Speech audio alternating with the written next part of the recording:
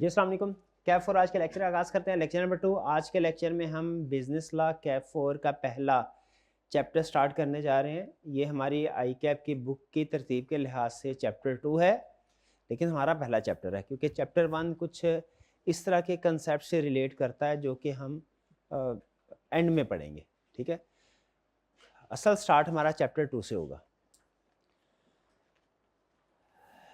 Chapter 2 relate करता है contract act से, लेकिन टॉपिक की तरफ चलने से पहले मैं चाह रहा हूँ आपके साथ जो हमारा बुक का स्ट्रक्चर है ये शेयर कर दिया जाए कि हमने जो स्टडी मटेरियल डिज़ाइन किया है वो किस फॉर्मेट के मुताबिक किया है। ठीक है, इसकी बुक के बारे में शायद मैंने कल के लेक्चर में आपको बताया था। वो आपको जो लेटेस्ट एडिशन इस बुक का मिलेगा वो मिलेगा ईद के बाद। ठीक है, तो ईद तक आपको जो मटेरियल चाहिए वो क्लास में ही आपको डिस्ट्रीब्यूट किया जाएगा। ठीक है, एक चैप्टर ये है चैप्टर 2, तो ईद के बाद ये आपको बुक की शक्ल में मिलेगा लेटेस्ट बुक। अगर आपने इससे पहले बिजनेस लॉ पढ़ा है और आपके पास वो वाली ओल्ड बुक है तो आप उसी बुक को कंटिन्यू करें। अगर आप फ्रेश स्टूडेंट हैं तो बेहतर है कि लेटेस्ट एडिशन यूज़ करें। लेकिन अगर आप फ्रेश स्टूडेंट हैं और किसी वजह से ओल्ड एडिशन प्रीवियस एडिशन जो है इसको यूज़ करना चाहते हैं वो भी कर सकते हैं। लेकिन मेरा मशवरा है कि fresh student fresh edition use करे, old student old edition use करे जहाँ से उसने ऑलरेडी पढ़ा हो।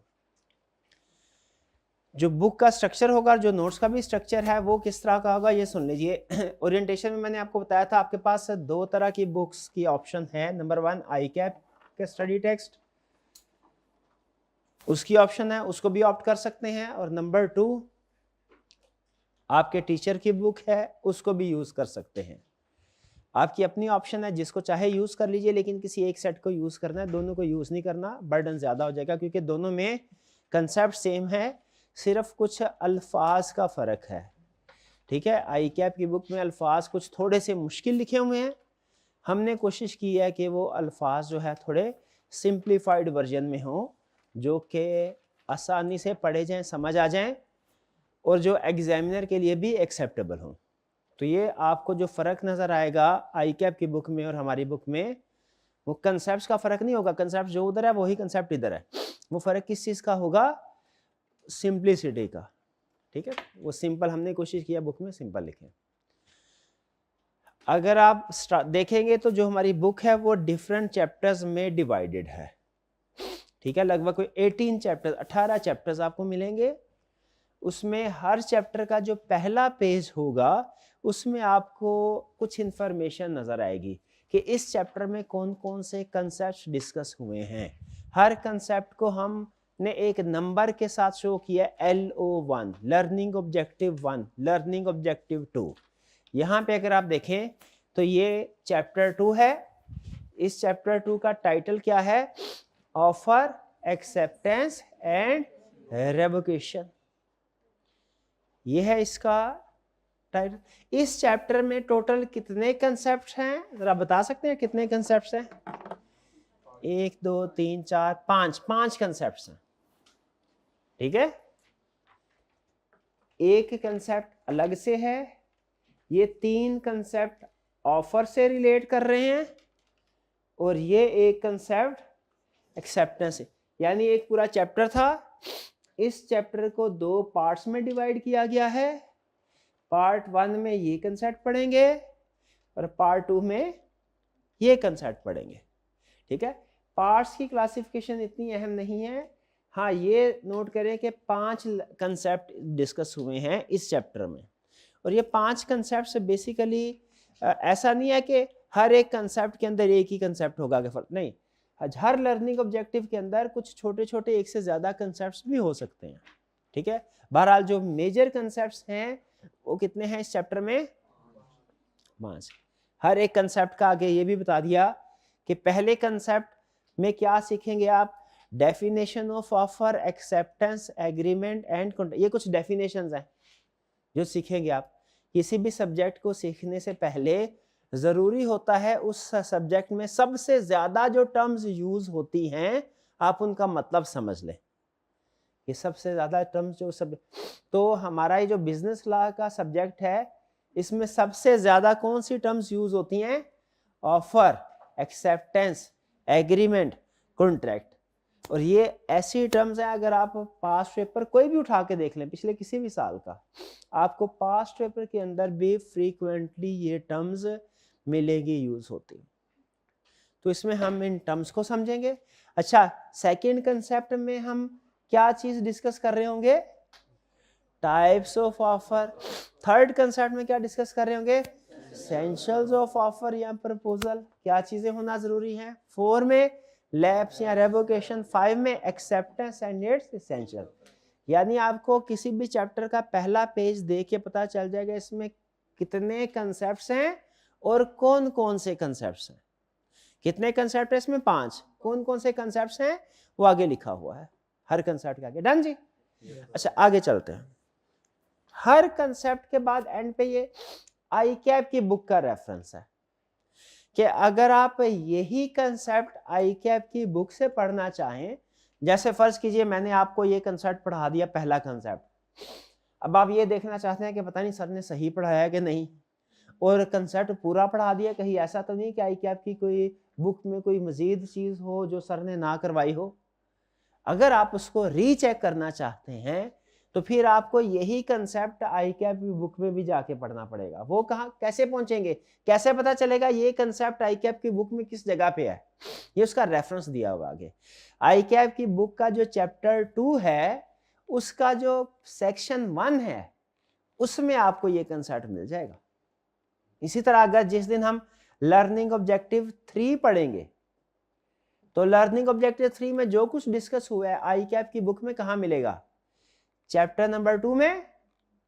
और उसके बाद पैराग्राफ कौन कौन सा? 1 2 3 पैराग्राफ में 2.1.1, 2.1.2 और 2.1.3। आपने अगर पीआरसी लेवल में डेफिनेटली जो आई कैप की बुक्स पढ़ी होंगी तो आपको अंदाजा होगा कि आई कैप की बुक्स में जो पैराग्राफ होते हैं उसमें उसने उसकी नंबरिंग की हुई है। ऐसा ही है ना? पीआरसी में की होती है ना नंबरिंग, उसी तरह कैफ में भी नंबरिंग की होती है।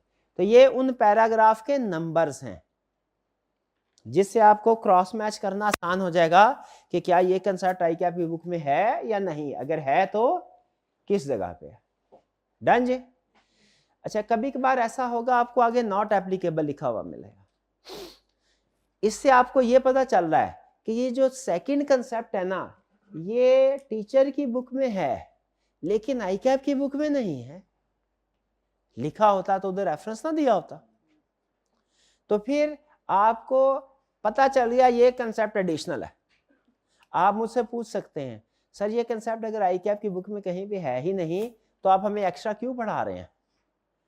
ठीक है, क्योंकि टीचर का काम है अगर हमारे सिलेबस में 100 कंसेप्ट्स हैं तो ना मैंने आपको 101 कंसेप्ट्स पढ़ाने हैं और ना ही 99 पढ़ाने हैं, 100 के 100 कंसेप्ट पढ़ाने हैं। ठीक है, 99 पढ़ाऊंगा वो भी गलत करूंगा। क्यों? एक कंसेप्ट छोड़ दिया, भी हो सकता है उसमें से क्वेश्चन आ जाए। और 101 कंसेप्ट पढ़ाऊंगा वो भी गलत करूंगा। क्यों? जब 100 कंसेप्ट सिलेबस में है तो एक्स्ट्रा तैयारी एक्स्ट्रा क्यों पढ़ा रहे हैं?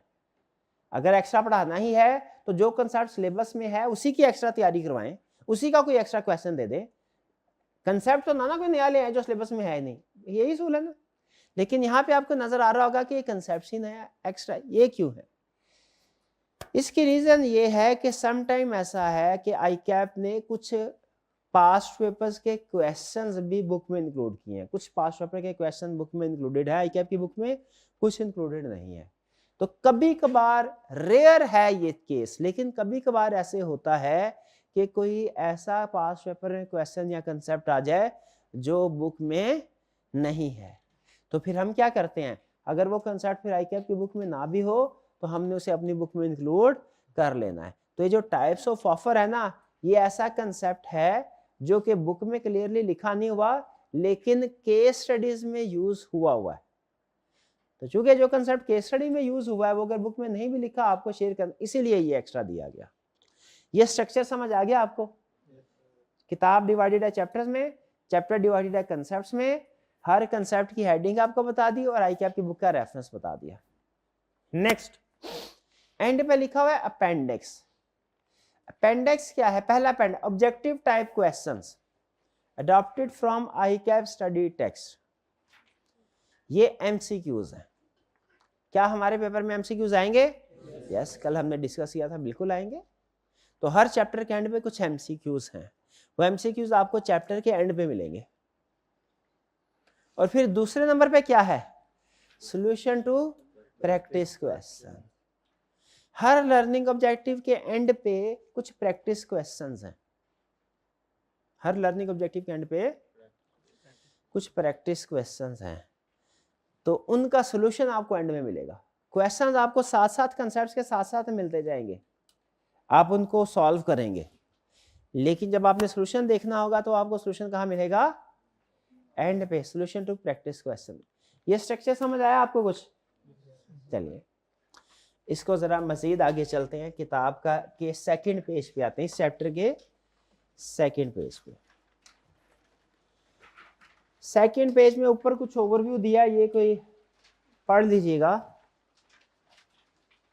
असल चीज ये है, ये क्या है, ये आप बता सकते हैं? क्या पता चल रहा है आपको?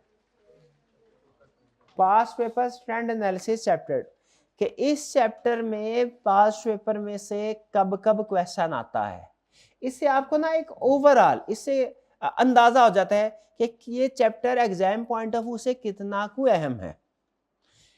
इस सारी वेटेज से आपने सिर्फ ये अंदाजा लगाना है एग्जाम पॉइंट ऑफ व्यू से कितना। इससे आपने ये अंदाजा नहीं लगाना कि क्या इस अटेम्प्ट में इसमें से क्वेश्चन आएगा कि नहीं आएगा, ये अंदाजा नहीं लगाना। क्या अंदाजा लगाना है? जैसे इसमें अगर आप देखें, ऑटम 15 में 3 नंबर का क्वेश्चन आया, स्प्रिंग 16 में इस चैप्टर में से 4 नंबर का क्वेश्चन आया, फिर इसके बाद कोई क्वेश्चन नहीं आया। लाजमी तो नहीं हर चैप्टर में से क्वेश्चन आया एग्जाम में, क्या लाजमी होता है? नहीं लाजमी होता। इससे पहले पीआरसी में भी क्या, पीआरसी में शायद एक एक नंबर का एमसीक्यू 2 नंबर के होते हैं, शायद वो सारे चैप्टर में से पूछता हो, लेकिन कैफ में याद रखें ये लाजमी नहीं होता कि हर चैप्टर में से क्वेश्चन आए। ठीक है, 18 चैप्टर है हमारे, हो सकता है उसमें से 9 या 10 चैप्टर में से क्वेश्चन पूछे, बाकी चैप्टर्स को हाथ ही ना लगाए। तो ये पॉसिबल है कि किसी अटेम्प्ट में किसी एक टॉपिक में से क्वेश्चन ना आए। फिर इसी तरीके से आगे चलते रहे, नीचे अटेम्प्ट लिखी है, ऊपर लिखा हुआ है कितने मार्क्स का क्वेश्चन आया। मुझे बताइए ऑटम 22 में कितने मार्क्स का क्वेश्चन आया? 5 मार्क्स का। स्प्रिंग 24 में कितने मार्क्स का क्वेश्चन है? 8 मार्क्स का। ठीक, अच्छा ये ऑटम 23 में 5.5 क्यों है? क्या ये 5.5 नंबर का क्वेश्चन भी आता है? नहीं, इसमें कोई 4 नंबर का क्वेश्चन होगा और कोई 1.5 नंबर का एमसीक्यूज होगा। एमसीक्यूज के नंबर 1 से ज्यादा हो सकते हैं कभी कभी, जब वो लेंथी होता है ना एमसीक्यू, तो फिर उसके नंबर भी वो क्या कर देता है? ज्यादा कर देता है। ठीक है, इससे आपने ये तो अंदाजा लगाना, लेकिन ये अंदाजा नहीं लगाना कि भाई ये पिछले कुछ अटेम्प्ट से इसमें क्वेश्चन आ रहा है तो अब शायद ना आए, क्योंकि पहले देखे उन्हें 2-3 अटेम्प्ट्स कंसेक्टिव पूछता है फिर ब्रेक देता है। इस दफा तो 4-5 दफा पूछ लिया है तो इस दफा लाजमी ब्रेक देगा। इस तरह का अंदाजा नहीं लगाना, सिर्फ ये अंदाजा लगाना है मोटा मोटा कि इस चैप्टर में से ना लगभग कोई 4 को नंबर का क्वेश्चन पूछता है, 4-5 नंबर का, ऐसा ही है। ये इस ग्राफ का मकसद ये मैसेज देना है आपको। सिलेक्टिव स्टडी पूरे सीए में कभी नहीं करनी, असूल बना लीजिए। सिलेक्टिव स्टडी पूरे सीए में कभी नहीं करनी। आई कैप इतना शातिर है, इतनी डिटेल कैलकुलेशन करता है, आपकी सोच है वो आपको अभी पहले लेक्चर में समझाना भी पॉसिबल नहीं है। सिर्फ इतना जहन में रखिए कि जिस कंसेप्ट के बारे में आप सोचेंगे ना कि ये छोड़ देता हूं मैं, वो आएगा, हायर प्रोबेबिलिटी है वो आएगा। क्यों? इसके पीछे आई कैप की कैलकुलेशन। क्योंकि आप क्यों सोच रहे होंगे कि इसको छोड़ दो? क्योंकि वो मुश्किल होगा। क्या आपके जहन में ये आया? आपसे पहले पिछले सेशन में जो क्लास यहाँ बैठी थी उसके जहन में भी ये नहीं आया होगा? जब आई कैप ने क्वेश्चन पूछा तो आई कैप को क्या पता नहीं चल जाता कि किस क्वेश्चन में स्टूडेंट की परफॉर्मेंस क्या है, कौन सा कंसेप्ट स्टूडेंट तैयार करके आते हैं, कौन सा छोड़ते हैं? क्या आई कैप के पास ये कैलकुलेशन होगी या नहीं होगी? होगी। ये आगे चलेंगे ना, ये कैलकुलेशन मैं आपको शो भी कराऊंगा, आप आई कैप शो भी करता है। बहुत सी कैलकुलेशन शो नहीं करता, बहुत सी कैलकुलेशन शो भी करता है। हर अटेम्प्ट के किस क्वेश्चन में स्टूडेंट्स ने, कितने स्टूडेंट्स ने पासिंग मार्क्स लिए, कितने स्टूडेंट्स से नहीं। एक तो होता है ना ओवरऑल सब्जेक्ट के, हर क्वेश्चन की आई कैप ने अलग अलग कैलकुलेशन किया और हमें शो करवाता है। ठीक है, तो उससे पता चल जाता है स्टूडेंट्स नॉर्मली कौन कौन सा टॉपिक छोड़ के जाते हैं। और ये आज की नहीं, ये पिछले कई सालों से आई कैप कैलकुलेशन कंपाइल कर, उससे अंदाजा हो जाता है। अब जो पेपर बताना, जिस चैप्टर को टेस्ट करना होता है, आई कैप की बताइए कोशिश क्या होती होगी। क्या आई कैप की कोशिश ये होगी आसान टॉपिक पूछता हूँ, क्या आई कैप की कोशिश ये होगी मुश्किल टॉपिक पूछता हूँ, या आई कैप की कोशिश ये होगी कि प्रैक्टिकली जो ज्यादा अहम है ना प्रैक्टिकल लाइफ में वो कंसेप्ट पूछता हूँ। गैस करें पेपर बनाते हुए क्या सोच होती है, इजी, डिफिकल्ट, या जो प्रैक्टिकली इंपॉर्टेंट है वो। हाँ, होना यही चाहिए, प्रैक्टिकली इंपॉर्टेंट है वो पूछिए, लेकिन होता नहीं है। पूछता क्या है वो जो डिफिकल्ट है, जो डिफिकल्ट है। कुछ कंसेप्ट ऐसे हैं प्रैक्टिकली अहम नहीं है, डिफिकल्ट हैं, आई कैप उनमें से क्वेश्चन पूछ लेता है। ठीक है, तो ये जहन में रखिएगा, आई कैप ने इजी क्वेश्चन नहीं पूछ ले तो क्या ही बात है, बोनस है। लेकिन ज्यादा चांसेस क्या है, आई कैप डिफिकल्ट क्वेश्चन पूछेगा। यही फर्क है सीए में और बीए में, और भी फर्क है। और मैं ये नहीं कह रहा कि सीए वाले बड़े अक्लमंद होते हैं, सुपीरियर होते हैं, और बीए वाले नहीं होते, ऐसी बात नहीं है। ठीक है, इंटेलिजेंस का ताल्लुक जो होता है वो डिग्री से नहीं होता। ठीक है, कई सीए वाले भी बड़े बेवकूफ होते हैं और बीए वाले भी बड़े कमाल के काम करते हैं। मैं वैसे पेपर सेटिंग के पॉइंट ऑफ व्यू से बात कर रहा हूँ सिर्फ, कि पेपर सेट करते हुए आप खुद देखिएगा बीए के क्वेश्चन उमूमी तौर पे इजी होते हैं, सीए के पेपर में क्वेश्चन उमूमी तौर पे मुश्किल होते हैं। बहरहाल इससे आपने एग्जाम इंपोर्टेंस का अंदाजा लगाना है, क्वेश्चन आएगा कि नहीं इस अटेम्प्ट में ये अंदाजा नहीं लगाना, सिलेक्टिव स्टडी नहीं करनी, बड़ा बड़ा करके लिख दे पूरे सीए के किसी भी सब्जेक्ट में, कैफ हो, सीफैप हो, एमएसए हो, no selective studies, no selective studies, no selective studies. फिर इसके बाद ये ओवरव्यू है चैप्टर्स का कि इस चैप्टर में वो क्या सिखाएगा आपको। ये उसने झलकिया, ट्रेलर, मूवी से पहले ट्रेलर नहीं होता, पहले ट्रेलर लॉन्च करते हैं बाद में मूवी आती है, तो ये इस चैप्टर का ट्रेलर लॉन्च हुआ है कि इस चैप्टर में आप क्या क्या पढ़ने जा रहे हैं। पढ़ लिया करें, देख लें, वैसे ना भी पढ़े तो मसला कोई नहीं है, लेकिन अगर पढ़ ले तो अच्छी बात है। इसके बाद ये है हमारा कंसेप्ट, कौन सा, लर्निंग ऑब्जेक्टिव 1।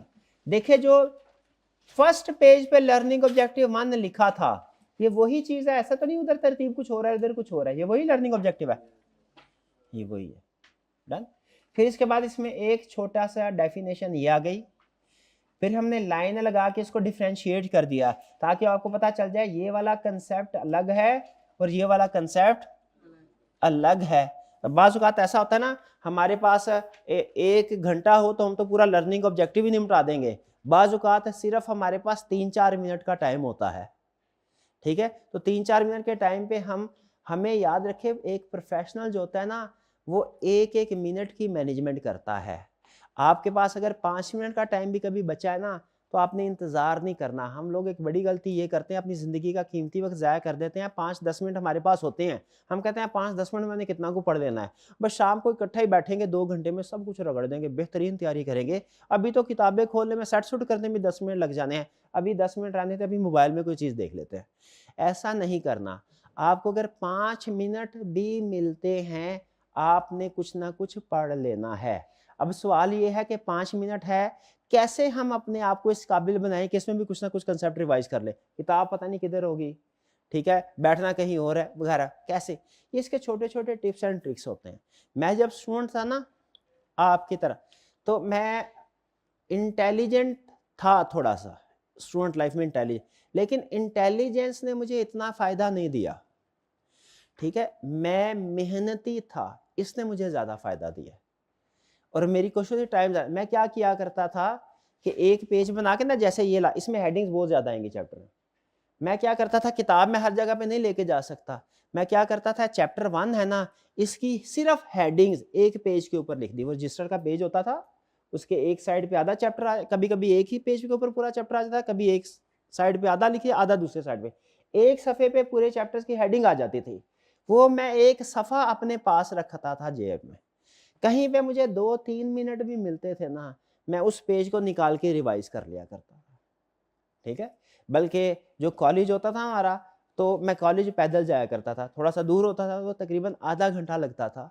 अब उस आधे घंटे में मैं क्या करता था, चलते चलते, ठीक है, ये नहीं होता दाएं तरफ का बोर्ड देखा दुकान का पढ़ लिया, बाएं तरफ का बोर्ड देखा पढ़ लिया, ऐसे भी इधर आते जाते लोग कौन है उनको देख लिया, ऐसे भी टाइम गुजर सकता है। मैं क्या किया करता था, जेब में से वो निकाला पेज, हेडिंग्स देखी, थोड़ा सा आगे चले, कोई नहीं आ रहा, फिर पेज को नजर मारी, याद करना शुरू कर दिया। इससे क्या फायदा हुआ, 3-4-5 महीने गुजरे और मुझे किताब याद हो गई, हेडिंग उसकी याद हो गई। तो आपने भी कोशिश करनी है आपकी जिंदगियों में, ये जो छोटे छोटे 5 मिनट आएंगे ना, 5 मिनट, इनको जाया नहीं करना, इनको जाया नहीं, ये आपको बहुत फायदा देंगे, आपकी सोच है। ठीक है, ये हमारा एक स्टडी का रूल होता है, बात लंबी हो जाएगी, आज ओरिएंटेशन भी नहीं है। 2 + 2 इज ग्रेटर देन 5। क्या रूल है, 2 + 2 इज ग्रेटर देन 5। सिखा क्या रहा है, 5 घंटे एक स्टूडेंट कंसेक्टिव पढ़े और एक स्टूडेंट 2 घंटे सुबह पढ़े और 2 घंटे शाम में पढ़े, किसकी परफॉर्मेंस बेहतर होगी भला, जिसने 2 घंटे सुबह और 2 घंटे शाम में पढ़ा है। क्योंकि आपका माइंड जो है ना वो कंसेक्टिव पढ़ता है, थक जाता है, उसकी परफॉर्मेंस पहले इनिशियली लो होती है, एक ऑप्टिमल पॉइंट आता है, फिर उसके बाद डाउन भी होना शुरू हो जाती है। तो 2-2 घंटे के या 1.5 घंटे के इंटरवल से पढ़ना, इसमें आपकी एफिशिएंसी ज्यादा होगी। और अगर आप ये छोटे छोटे, इसमें ना इसको कहते हैं स्पेस्ड रेपिटेशन। ठीक है, हमारा माइंड जब किसी चीज को बार बार थोड़ी थोड़ी देर बाद रिपीट करता है ना, वो पक्की हो जाती है। तो बहरहाल मैं ज्यादा डिस्कशन की तरफ नहीं जाना चाहता, टाइम जाएगा। 5 लेसन क्या दे रहा हूं, 5-5 मिनट भी मिले आपको, आपने उसको यूटिलाइज करना है। तो इसीलिए इसको ना छोटे छोटे कंसेप्ट में डिवाइड कर, आपके पास 2 मिनट का टाइम है, आपने कहा अच्छा चलो पूरा लर्निंग ऑब्जेक्टिव तो नहीं होगा, ये एक छोटा सा कंसेप्ट है, ये तो 2 मिनट में हो जाएगा, मैं इसको पढ़ लेता हूं। या चाहे आपके पास 1 घंटा पूरा है, लेकिन जैसे जैसे कंसेप्ट पढ़ते हैं टिक टिक करते जाएंगे ना, तो आपको एक कॉन्फिडेंस फील होगा, अच्छा मैंने ये पढ़ लिया, ये भी समझ लिया, इसको टिक लगा लिया, इसको भी टिक लगा लिया, इसको भी टिक लगा लिया।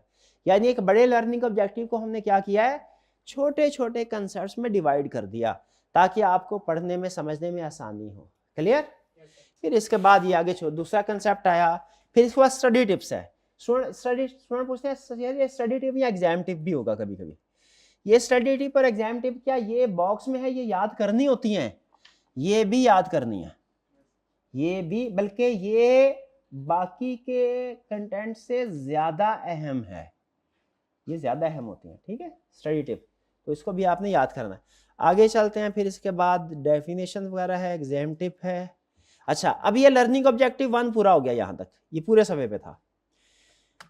इसके बाद क्या है, ये है प्रैक्टिस क्वेश्चन, ताकि जो आपने पढ़ा है पढ़ने के फौरन बाद ही आपकी सेल्फ एवेल्युएशन हो जाए कि क्या मुझे ये समझ आ गया है कि नहीं।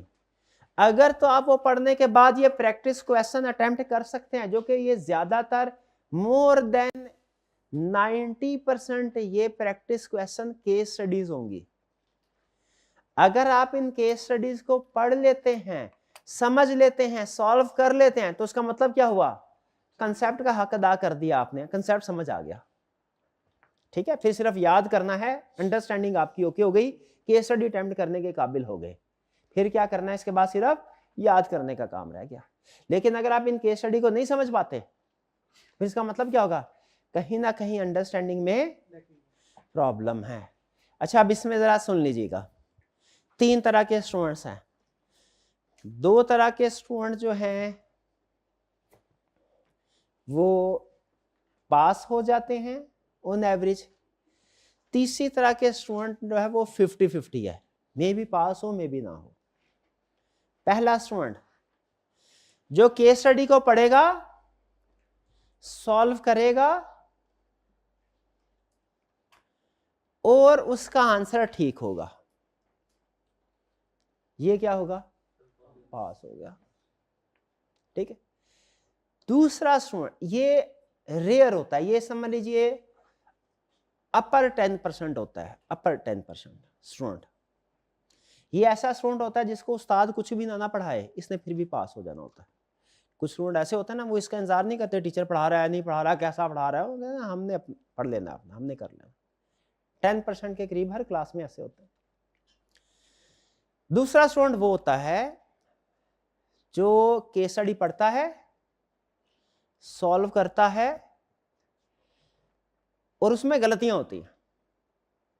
गलतियां कभी कम होती हैं, कभी सारा क्वेश्चन ही गलत होता है, गलतियां होती हैं। लेकिन वो सॉल्यूशन को देखता है और उसे पता चल जाता है मैंने क्या गलती की। सॉल्यूशन को देखा, पता चल गया क्या गलती की, समझ आ गई, ये स्टूडेंट भी पास होने वाला है। ये समझ लगभग कोई 80% के करीब स्टूडेंट ऐसा ही होता है हमारी क्लास का। ये आपको इसलिए बता रहा हूं कि ऐसा स्टूडेंट समझता है कि मैं फेल होने वाला हूं। जो स्टूडेंट क्वेश्चन को करता है, क्वेश्चन गलत हो जाता है ना उससे, लेकिन सॉल्यूशन देख के समझ आ गई। क्यों भाई, कंसेप्ट था तो समझ आई ना, उस्ताद ने थोड़ी आके समझाया, समझे, खुद से ही समझा ना बच्चे ने। सॉल्यूशन देख के समझा तो खुद से समझ आ गई ना। ऐसा बच्चा कौन से वाला है, फेल होने वाला कि पास होने वाला? ऐसा बच्चा भी पास होने वाला है। तीसरा बच्चा कौन सा है, क्वेश्चन किया गलत हुआ, सॉल्यूशन देखा उसकी भी समझ नहीं आई, सॉल्यूशन देख के भी समझ नहीं आई। ये बच्चा होता है लगभग हमारा लोअर 10% वाला, रफ सा एस्टीमेट बता रहा हूं परसेंटेज में। इसका पास होना थोड़ा मुश्किल होता है, इसको ज्यादा एफर्ट कर, अगर ये बच्चा ज्यादा एफर्ट कर ले, एफर्ट बढ़ानी पड़ती है इसको, तो फिर ये पास हो जाता है। और अगर ज्यादा एफर्ट ना करे, उसी एफर्ट लेवल पे रहे, मतलब पता चल रहा है यार मुझे कंसेप्ट समझ नहीं आ रहे, सॉल्व नहीं हो रहे, फिर भी ना टीचर से पूछ रहा है ना कुछ ज्यादा प्रैक्टिस कर रहा है, फिर ये बच्चा फेल हो जाएगा। क्लियर? तो 3 तरह की प्रॉब्लम है। आइंदा जब कभी आप कोई भी केस स्टडी, कोई भी क्वेश्चन करें, ठीक है, और ये सिर्फ मैं इस सब्जेक्ट के बारे में नहीं कर रहा, ओवरऑल मेरा ख्याल है ये ओवरऑल ऐसे होता है।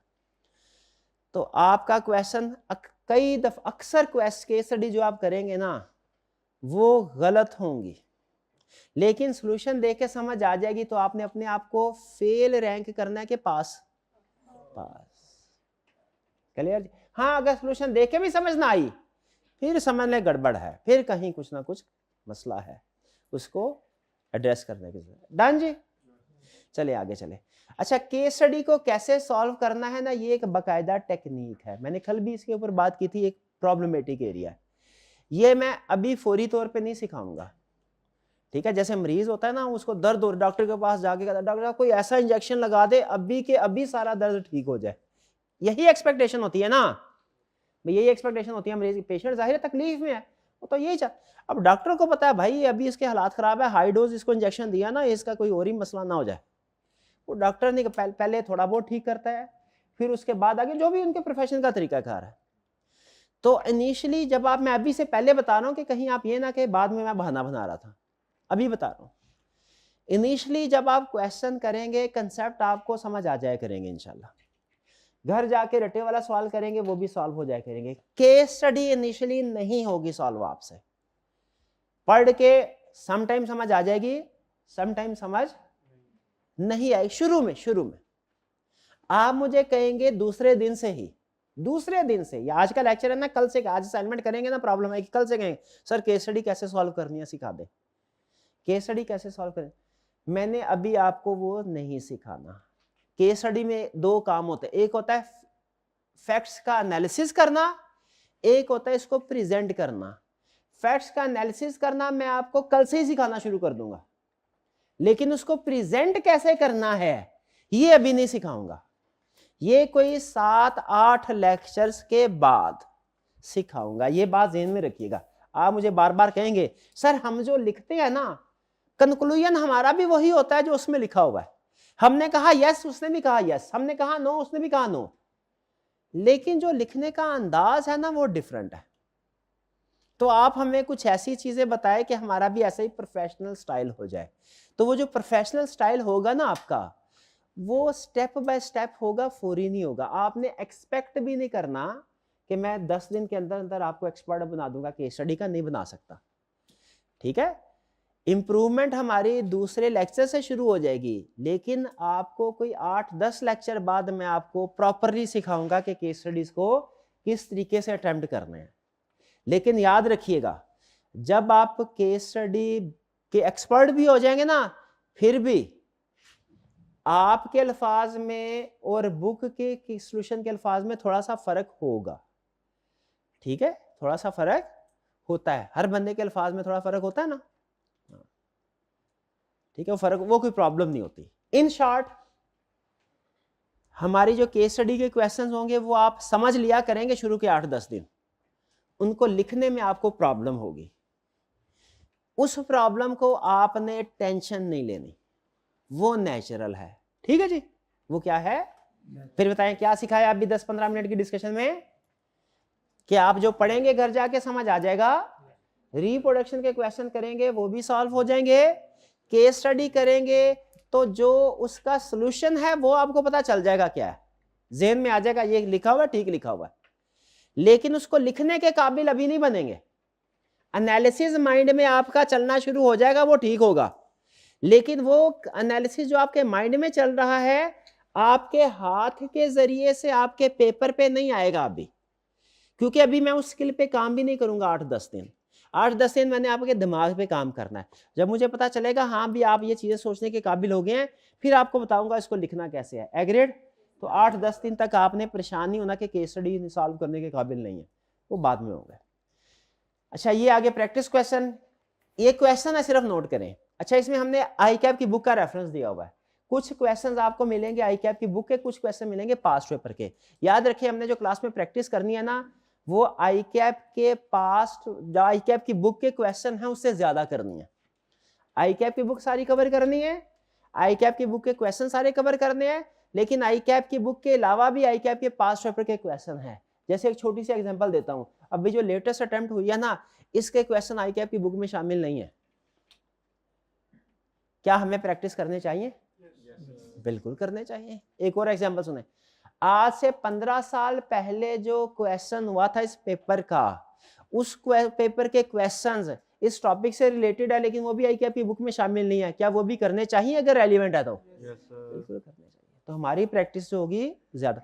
तो यहाँ पे अगर आई कैप की बुक का क्वेश्चन है, यहाँ पे वो रेफरेंस आ जाएगा, और अगर पास्ट पेपर का कोई क्वेश्चन है तो उसकी अटेम्प्ट का रेफरेंस भी आ जाएगा कि ये इस अटेम्प्ट में ये जो ऊपर मैंने आपको ग्राफ बनाया ना, आपका क्या ख्याल है वो ग्राफ ऐसे ही बन गया? वो पहले हमने सारे पेपर में से क्वेश्चन निकाले, हर क्वेश्चन को हमने टॉपिक वाइज अरेंज किया, फिर टॉपिक के बाद चैप्टर के बाद हमने उसको कंसेप्ट वाइज अरेंज किया, फिर जो जिस कंसेप्ट से रिलेट करता था उस कंसेप्ट में डाला। ठीक है, तो वो उसके नीचे हमने रेफरेंस दे दिया ताकि आपकी तसल्ली रहे। मकसद क्या है? आपकी तसल्ली रहे कि आई कैप की बुक भी कवर हो रही है और आप पास्ट पेपर का क्वेश्चन भी प्रैक्टिस कर सकते हैं। लेकिन एक बात आपको बता दूं, आई कैप की एग्जाम्पल जो होगी केस स्टडी में वो, और जो पास्ट पेपर का क्वेश्चन होगा उसमें थोड़ा सा फर्क होगा। पास्ट पेपर का क्वेश्चन थोड़ा लेंथी होता है। ये आई कैप की देखिए, ये है, ये केस स्टडी, दोनों केस स्टडी हैं, 1-1, 2-2, 3-3 लाइंस की होगी एग्जाम्पल्स। लेकिन जो पास्ट पेपर में क्वेश्चन आएगा वो 2-2, 3-3 लाइंस का नहीं, वो हो सकता है 8-8, 10-10 लाइंस का हो। वो थोड़ा सा लेंथी होगा, लेकिन बैक एंड पे कंसेप्ट सेम होते हैं। डन जी? फिर इसके बाद आगे इसी तरह चलेगा। लर्निंग ऑब्जेक्टिव 2 है, उसके बाद आगे कंसेप्ट है छोटे छोटे, फिर प्रैक्टिस क्वेश्चन है, फिर लर्निंग ऑब्जेक्टिव 3। ओए, इसके इतने ज्यादा क्वेश्चन। अच्छा, आप ये नोट कीजिए, ये लर्निंग ऑब्जेक्टिव 3 के एंड पे क्वेश्चन है। ये क्या लिखा हुआ है? ये थोड़ी सी आपको बड़ी केस स्टडी लग रही है ना? ये कि ICAP CAP 4 level spring 2019 question number 1 part B2। ये इसका मतलब है ये पास्ट पेपर का क्वेश्चन है, और ये आई कैप की बुक का रेफरेंस है। इसका मतलब कि आई कैप की बुक में भी ये क्वेश्चन मौजूद है और ये पास्ट पेपर में भी टेस्ट हुआ है। ठीक है, ये जो पास्ट पेपर वाले क्वेश्चन होंगे इनको आपने थोड़ा ज्यादा गौर फिक्र के साथ समझना है। आगे चलते जाएं इसी तरह। कुछ लर्निंग ऑब्जेक्टिव के क्वेश्चन कम हैं, कुछ के ज्यादा हैं। ठीक है, डिपेंड करता है वो कितना इंपॉर्टेंट है। इसमें देखे 10-12 क्वेश्चंस हैं, 7-8 आगे, ऐसा ही है ना, 10 के करीब क्वेश्चन।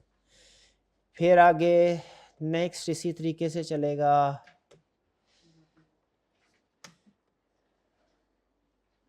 एंड में ये एमसीक्यूज आ गए, ठीक है। चैप्टर हमारे पेपर में एमसीक्यूज भी आएंगे ना, ये आ गया एमसीक्यूज। एंड पे एमसीक्यूज का सॉल्यूशन है और साथ में एक्सप्लेनेशन भी है। ये सॉल्यूशन है और ये उसकी एक्सप्लेनेशन भी होनी चाहिए थी ना। ये फिर सॉल्यूशन है प्रैक्टिस क्वेश्चन का, जब आप कर लेंगे सॉल्यूशन एंड, क्योंकि अगर साथ ही सॉल्यूशन दे देना तो बाज़ औक़ात ना चाहते हुए भी उसमें नजर पड़ जाती है, तो हमने वो उसको एक अनप्रेडिक्टेबल रखने के लिए सॉल्यूशन सारे एंड में दे दिए। डन जी। अच्छा और कुछ चीजें हैं वो, लेकिन अब आहिस्ता आहिस्ता बताऊंगा आपको। अभी हम कंसेप्ट की तरफ चलते हैं, क्योंकि ये मजीद जो चीज़ें, जैसे अगर आप देखें यहाँ पे एग्जामिनर कमेंट्स हैं, मार्किंग प्लान है, ये क्या चीज़ें हैं, ये कभी आपको आहिस्ता आहिस्ता पढ़ाऊंगा, बताऊंगा, ये भी अहम चीज़ है। बहरहाल स्ट्रक्चर समझ आ गया बुक का क्या है। चलिए अब हम पढ़ना स्टार्ट करते हैं कंसेप्ट। चैप्टर 2 का पहला कंसेप्ट पढ़ रहे हैं आज हम। क्या पढ़ रहे हैं? चैप्टर 2 का पहला कंसेप्ट। ये कंसेप्ट क्या है? ये कुछ डेफिनेशन बताता है, डेफिनेशन। अच्छा, ये जो बिजनेस ऑर्गेनाइजेशंस होती है ना, बिजनेस ऑर्गेनाइजेशंस, ये 3 तरह की होती है, पता ना आपको। बिजनेस ऑर्गेनाइजेशन, मैं राइटिंग थोड़ी फटाफट जल्दी से कर रहा हूँ, अब जो बोल रहा हूँ ना उसके ऊपर फोकस करना है, लिखा हुआ समझ नहीं आएगा आपको। बिजनेस ऑर्गेनाइजेशन 3 तरह की हैं। मुझे पहले बताइए, आपको जो लॉ पढ़ाया जा रहा है वो इसलिए पढ़ाया जा रहा है कि आप कोर्ट में जाके प्रैक्टिस करें? नहीं, इसलिए पढ़ाया जा रहा है ताकि बिजनेस में जो लॉज एप्लीकेबल हैं आपको उनकी बेसिक अंडरस्टैंडिंग हो, आपको इतना पता हो कि जो काम आप करने जा रहे हैं, जो वो लीगल है कि इलीगल है, इसका इफेक्ट, सिर्फ इतना काम। आपने अदालतों में केस नहीं लड़ने, उसके लिए वकील होंगे और वो आपके बिहाफ पे जाके केस लड़ेंगे। हमें बिजनेस लॉ सिखाया जा रहा है, क्रिमिनल लॉ नहीं सिखाया जा रहा। हमने 420 का केस, 302 का केस, वो उसके बारे में कुछ नहीं पढ़ना। मर्डर के केस कैसे होता है डील, उसकी लीगल रिक्वायरमेंट वो नहीं पढ़नी। हमने क्या पढ़नी है, जब सेल या परचेज करेंगे उसमें कोई ऊंच नीच हो गई, कोई बंदा हमसे एग्रीमेंट करके मुकर गया, या उसने चीज कोई और कहा था, दी हमें कोई और चीज, ए कैटेगरी का माल कह के बी कैटेगरी का माल बेच दिया हमें, तो हम उसके खिलाफ क्या एक्शन ले सकते हैं। बिजनेस से रिलेटेड लॉ पढ़ेंगे। बिजनेस लॉ का मतलब क्या है? बिजनेस से रिलेटेड लॉ पढ़ेंगे, क्राइम से रिलेटेड लॉज नहीं पढ़ेंगे। तो बिजनेस ऑर्गेनाइजेशन 3 तरह की होती है, बता सकते हैं कौन सी? सोल प्रोप्राइटरशिप, पार्टनरशिप और कंपनी। ये जो कंपनी से रिलेटेड लॉज हैं इन्हें बोलते हैं कंपनी लॉ। ये आप पढ़ेंगे कैफ 7 में, जो अगली टाइम तक जाने क्या होगा। ये अलग सब्जेक्ट है इस करंट स्कीम के मुताबिक, ये अलग है। कैफ 4 में आप ये नहीं पढ़ेंगे। क्या पढ़ेंगे? सोल प्रोप्राइटरशिप और पार्टनरशिप से रिलेटेड लॉस। सोल प्रोप्राइट, अब पार्टनरशिप बाद में पढ़ना है लेकिन अभी नहीं, बाद में। अभी हम कौन सा लॉ पढ़ेंगे? सोल प्रोप्राइटरशिप से रिलेटेड। इसीलिए एक चीज आपको बताता हूं, इसमें जितनी केस स्टडीज आएंगी ना, उन सब में मिस्टर ए मिस्टर बी ऐसे करके बात कर रहा होगा। जब पार्टनरशिप पढ़ेंगे तो उसमें बात करेगा एक पार्टनरशिप है, उसमें 4 पार्टनर्स है, 5 पार्टनर है। कंपनी पढ़ेंगे तो उसमें कहेगा ये एबीसी लिमिटेड एक कंपनी है, इसका एक चीफ एग्जीक्यूटिव है, उसने ये काम किया, इसका डायरेक्टर ये काम, अब क्या करेंगे। तो यहाँ पे जो सोल प्रोप्राइटरशिप में एक ही ओनर होता है ना, तो मिस्टर ए मिस्टर बी इस तरह के करके केस स्टडीज बनाएगा। सोल प्रोप्राइटरशिप में जो सबसे अहम लॉ है वो है कॉन्ट्रैक्ट एक्ट। कॉन्ट्रैक्ट एक्ट क्या है? कॉन्ट्रैक्ट एक्ट, ये हमारे किताब के टोटल 18 चैप्टर्स हैं। 18 में से जो 9 चैप्टर्स हैं ना, 18 में से 9 वो कॉन्ट्रैक्ट एक्ट से रिलेट करते हैं। किससे रिलेट करते हैं? कॉन्ट्रैक्ट एक्ट से। ठीक है, कॉन्ट्रैक्ट एक्ट के अलावा और एक्ट भी और लॉज भी हैं, लेकिन समझ लें आधा सिलेबस हमारा कॉन्ट्रैक्ट, और सारे का सारा कॉन्ट्रैक्ट एक्ट 9 चैप्टर में दिया बताया है। उसका मगज पता है क्या है? कि अगर 2 लोग आपस में कोई भी चीज सेल परचेज का एग्रीमेंट करें और एक बंदा उनमें से मुकर जाए, तो दूसरे बंदे के पास क्या राइट्स हैं। पूरे कॉन्ट्रैक्ट एक्ट में उसने यही सिखाया है। लेकिन चूंकि कॉन्ट्रैक्ट की डिफरेंट टाइप्स होती हैं, पार्टीज की भी डिफरेंट टाइप्स हैं, कभी पार्टी ए मुकर जाती है, कभी पार्टी बी मुकर जाती है, कभी जिसने चीजें लेके आनी है वो मुकर जाता है, कभी जिसने पैसे देने हैं वो मुकर जाता है। तो इसीलिए उसने इस पूरे कंसेप्ट को मुख्तलिफ चैप्टर्स में डिवाइड किया है। तो हम स्टार्ट कहाँ से करेंगे? कॉन्ट्रैक्ट एक्ट से। कॉन्ट्रैक्ट एक्ट हमारा 50% है लगभग सिलेबस का, तकरीबन 9 के करीब चैप्टर इससे रिलेट करते हैं। ठीक है जी। इसके बाद पार्टनरशिप पढ़ेंगे, फिर उसके बाद 2-3 और लॉज भी है वो भी पढ़ेंगे, फिर हमारा सिलेबस क्या हो जाएगा? कंप्लीट। 9 चैप्टर्स है हमारे कॉन्ट्रैक्ट एक्ट के, 3 चैप्टर्स हैं हमारे पार्टनरशिप के, 2 चैप्टर्स हैं निगोशिएबल इंस्ट्रूमेंट के, 1 चैप्टर आईने पाकिस्तान कॉन्स्टिट्यूशन ऑफ पाकिस्तान का है, और फिर वो 3-4 चैप्टर जो है ना वो एंड पे वो छोटे मोटे दूसरे कुछ टॉपिक्स हैं। तो सबसे मेजर पार्ट कौन सा है? कॉन्ट्रैक्ट। आज हम कॉन्ट्रैक्ट एक्ट स्टार्ट करने जा रहे हैं। कॉन्ट्रैक्ट एक्ट नाम से जाहिर है, कॉन्ट्रैक्ट एग्रीमेंट। जब 2 पार्टीज एक दूसरे के साथ एग्रीमेंट करें और उनमें से कोई एक उस एग्रीमेंट को तोड़ने की कोशिश करे या तोड़े तो क्या होगा? सबसे पहले देखिए, आज हम कोई मुश्किल कंसेप्ट नहीं पढ़ेंगे, हम सिर्फ कॉन्ट्रैक्ट एक्ट में जो सबसे ज्यादा टर्म्स यूज हुई है ना वो पढ़ेंगे, ताकि ये टर्म्स जो बार बार यूज होंगी हमें कोई कंफ्यूजन ना हो कि इसका मतलब क्या है। ठीक है। तो पहली टर्म्स जो यूज होती हुई है जो पढ़ने जा रहे हैं वो है ऑफर। ऑफर को प्रपोजल भी कहते हैं। ये ऑफर या प्रपोजल क्या है? कहता है जब कोई पर्सन शो करता है विलिंगनेस टू डू और not to do something. Not to do को आपने याद करना है, रटा लगाना है, समझना नहीं है। कुछ चीजें ऐसी आएंगी हर चैप्टर में, 2 से 3 लाइंस ऐसी आएंगी जो मैं आपसे कहूंगा आपने रटा लगानी है, समझनी नहीं है। उसकी एक रीजन तो ये हो सकती है कि शायद वो मुझे भी नहीं आती, तो मैंने कहा मुझे नहीं आती, मैं क्या समझा पाऊंगा बच्चों को, ये कहे तो रटा लगा लो काम निकल जाए। एक ये भी हो सकती है।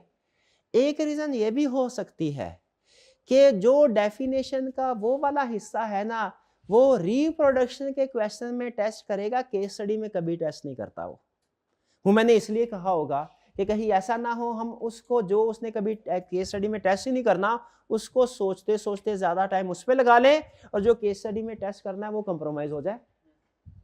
ऐसे है ना। अब आपके सामने एक पूरा सफा है ना, आपको नहीं पता इसमें से एग्जाम में क्या टेस्ट करेगा, कैसे टेस्ट करेगा, किस पोर्शन को एमसीक्यूज में टेस्ट करेगा, किसको रिप्रोडक्शन क्वेश्चन में टेस्ट करेगा, किसको केस स्टडी में टेस्ट, आपको नहीं पता। आपके लिए हर चीज एक बराबर अहम है, लेकिन टीचर के लिए हो सकता है उसको पता हो, उसके लिए सारी चीजें एक बराबर नहीं है। तो वो आपको साथ साथ बताता रहेगा। खुद पढ़ने में और उस्ताद से पढ़ने में यही फर्क है। उस्ताद को पता है कि यहाँ पे कैसे किस तरीके से लेके चलना है, कहाँ ऊंच है कहाँ नीचे, वहां से बच्चे को साथ साथ गाइड करते जाना।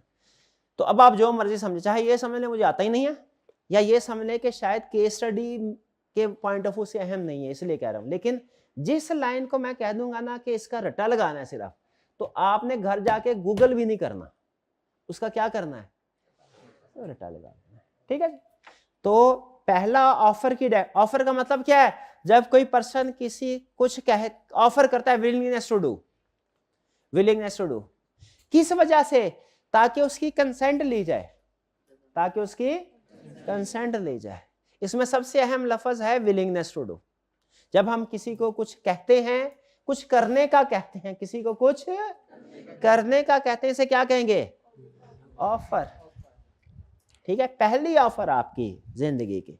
अच्छा, ये कॉन्ट्रैक्ट एक्ट में आपको एक बात बता दूं, आप सारी जिंदगी इसकी प्रोविजन अप्लाई करते आए हैं प्रैक्टिकल लाइफ में। प्रैक्टिकल लाइफ में होता ना कॉन्ट्रैक्ट। ठीक है। आपने क्या कभी जिंदगी में कोई एक पेन खरीदा? आपने जिंदगी में पेन खरीदा तो आपने कॉन्ट्रैक्ट एक्ट की प्रोविजंस अप्लाई कर दी। ये हम आहिस्ता आहिस्ता सीखेंगे। ये मार्कर है, ये दुकानदार है भाई, मैं कस्टमर हूं, मैंने इनके पास जाके ने कहा भैया क्या आप ये मार्कर मुझे 100 रुपए में बेचेंगे? ठीक है, ये क्या है? ऑफर। ऑफर। ठीक है। इनकी दुकान पे पड़ा हुआ है, मैं बोला कितने का? उनको 150 का। मैं इनको क्या कह रहा हूं, क्या आप ये मार्कर मुझे 100 रुपए में बेचेंगे? ये क्या है? ऑफर। ठीक है। अच्छा, दूसरी ऑप्शन, ये भाईजान सेल्समैन है, मैं घर बैठा हूं, इनकी दुकान पे घर बैठा हूं, अब ये घर घर जाके बेच रहे हैं, बेल हुई, दरवाजा खोला, ये सामने है, कहने लगे सर क्या आप ये मार्कर 100 रुपए में खरीदेंगे? अब खरीदने वाली बात आ रही है, तो ये क्या है? ऑफर। ऑफर बाय करने की भी हो सकती है, सेल करने की भी हो सकती है। अहम चीज क्या है? जब आप किसी से कोई चीज खरीदने या बेचने को कहते हैं तो इसको क्या कहेंगे? ये क्या है? ऑफर। इसको प्रपोजल भी बोलते हैं, ऑफर। बाहर गया, रिक्शे वाला खड़ा था, मैंने रिक्शे वाले से कहा, ए रिक्शे वाले भाई क्या तुम मुस्लिम टाउन चलोगे? ये क्या है? ऑफर। अच्छा, अगर मैं नहीं कहता उसको, मैं खड़ा हूं, रिक्शे वाला मेरे पास आ जाता है, कहता है साहब जी किधर चलना है? मैंने कहा भाई मुस्लिम टाउन चलना है। सर आ जाए आपको छोड़ आता हूं। ये क्या है? ये उसकी तरफ से ऑफर है। लेकिन याद रखें ऑफर अभी ये वन साइडेड है। इन सारी एग्जांपल्स में मैंने आपको पहले बंदे का क्वेश्चन बताया, दूसरे बंदे का रिएक्शन नहीं दिया अभी। ये क्या है? ऑफर। ऑफर समझ आ गई क्या? Willingness to do something. अच्छा, ऑफर के बाद अब दूसरा पर्सन जो है, ये भाईजान, मैंने इनसे कहा ये फर्ज कीजिए मेरे घर में आए बेचने के लिए, दरवाजा खुला, इन्होंने कहा सर ये बहुत अच्छा मार्कर है, क्या आप 100 रुपए में खरीदेंगे? अगर मैं कहता हूं या मैं क्या कहूंगा? मैं यहां तो कहूंगा यस, क्या कहूंगा नो? क्या यहां कहूंगा यस? अगर मैं कहता हूं यस, इसको बोलते हैं एक्सेप्टेंस। इसको क्या बोलेंगे? एक्सेप्टेंस क्या है? व्हेन, अच्छा ये जब उसने ऑफर की ना, भाई ने मुझे ऑफर की, तो लॉ कहता है, इसको कहता है ये ऑफरर है, ऑफर करने वाला, और मुझे क्या बोलेगा? ऑफरी, जिसको ऑफर की जाए। ये कौन है? ऑफरर, और मैं कौन हूं? ऑफर। जब ऑफरर ने ऑफर की, ऑफरी या तो बोलेगा यस, या बोलेगा नो। अगर यस बोलेगा तो उसे क्या कहेंगे? एक्सेप्टेंस। कहता है एक्सेप्टेंस क्या है? Offeree consents to offer. Consent का मतलब क्या होता है? मान गया। कंसेंट का मतलब क्या है? मान गया। ठीक है, तो इसे क्या बोलते हैं? एक्सेप्टेंस। ऑफर को अगर एक्सेप्ट कर लिया जाए तो फिर ये वादा बन जाता है। पहले होता है इरादा, सर क्या ये काम करें? दूसरा पार्टी का हाँ, तो फिर ये क्या हो जाता है? वादा। पहले ऑफर है, अब क्या? एक्सेप्टेंस के बाद क्या हो गया? प्रॉमिस। भाईजान ने कहा क्या पेन खरीदेंगे? मैंने कहा यस। इनका पूछना लॉ में क्या बोलते हैं? इसको ऑफर। मेरा यस करना, इसे लॉ में क्या बोला? एक्सेप्ट। मैं नो भी तो कर सकता हूं। अगर मैं करता हूं नो, इसको बोलते हैं रिजेक्शन। इसको क्या बोलते हैं? रिजेक्शन। मैंने ऑफर को रिजेक्ट कर दिया। तो रिजेक्शन और एक्सेप्टेंस एक दूसरे का अपोजिट है। ठीक है जी, भाई बात समझ आ रही है? एक्सेप्टेंस क्या है? ऑफर क्या समझ आ गया? कि कोई काम करने को, कुछ करने को कहना। एक्सेप्टेंस जब दूसरी पार्टी यस कर दे, रिजेक्शन जब दूसरी पार्टी नो कर दे। ठीक है जी। अच्छा, एक और ये एडवांस कंसेप्ट है थोड़ा। एक तीसरा तरीका भी है, मैं गुस्से से देखूं और दरवाजा बंद कर दूं। क्या ये एक्सेप्टेंस है? क्या ये एक्सेप्टेंस नहीं है? बस इतना ध्यान में रखें, ये एक्सेप्टेंस नहीं है। अच्छा चलिए आगे चलते हैं वापस, फिलहाल इसको बाद में डिस्कस करेंगे। ऑफर और एक्सेप्टेंस वो क्या हो जाएगा? प्रॉमिस। जब एक्सेप्टेंस हो जाती है ना, एक्सेप्टेंस से पहले पहले पार्टीज को कहा जाता है ऑफरर और ऑफरी। जब एक्सेप्टेंस हो जाती है तो चूंकि एक्सेप्टेंस होने के बाद वो ऑफर नहीं रहती, वो क्या बन जाता है? प्रॉमिस। ऑफर पहले थी एक्सेप्टेंस से पहले, एक्सेप्ट कर लिया तो उसको क्या बोलेंगे हम? प्रॉमिस। तो जब भी कोई प्रॉमिस होता है ना, उसमें कोई एक बंदा काम करने वाला होता है और दूसरा बंदा वो है जिसके लिए काम किया जाएगा। एक प्रॉमिस में जैसे ये भाईजान कहते हैं सर आप वादा कीजिए कि अगर मैं टेस्ट में पास हो गया ना, आप मुझे आईफोन गिफ्ट करेंगे। आईफोन दे, फर्ज करें मैं मान जाता हूं, एग्री भी कर लिया, ये क्या हो गया? प्रॉमिस। इस प्रॉमिस में जो आईफोन देने वाला एंगल है, आईफोन देने वाला एंगल सोच, आईफोन किसने देना है? मैंने। और आईफोन किसको देना है?